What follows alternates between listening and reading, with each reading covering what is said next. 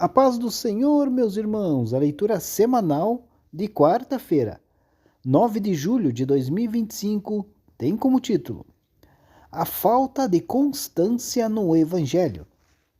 O texto bíblico encontra-se na carta de Paulo aos Gálatas, capítulo 1, versículo 6, que diz assim: Maravilho-me de que tão depressa passasseis daquele que vos chamou, a graça de Cristo, para outro evangelho.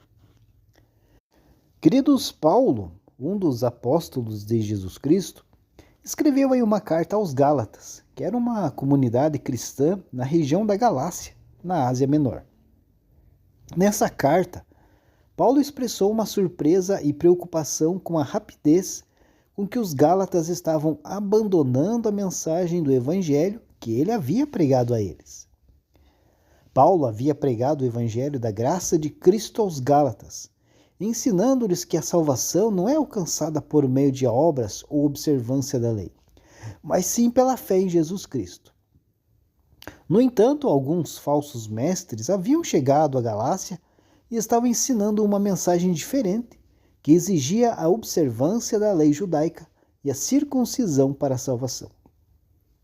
Esses falsos mestres estavam distorcendo o evangelho de Cristo e levando os Gálatas a seguir outro evangelho.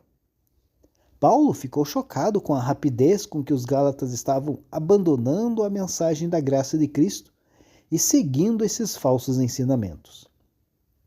Por isso, Paulo escreveu a carta aos Gálatas para adverti-los sobre a importância de permanecerem na graça de Cristo e não se deixarem enganar por falsos ensinamentos.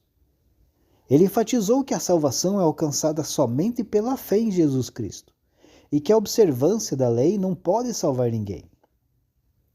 O versículo de hoje, Gálatas 1:6, é uma expressão da surpresa e preocupação de Paulo com a rapidez com que os Gálatas estavam abandonando a mensagem da graça de Cristo.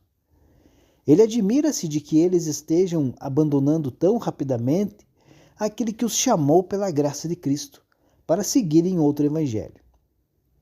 E Paulo continua a advertir os Gálatas sobre os falsos ensinamentos e a enfatizar a importância de permanecerem na graça de Cristo. Ele reforça que a salvação é alcançada somente pela fé em Jesus Cristo e que a observância da lei não pode salvar ninguém. Ao longo da carta aos Gálatas, Paulo defende a mensagem da graça de Cristo e adverte os Gálatas sobre os perigos dos falsos ensinamentos. Ele enfatiza a importância de permanecerem firmes na fé e não se deixarem enganar por falsos mestres. Deus abençoe a sua vida e uma ótima quarta-feira a todos.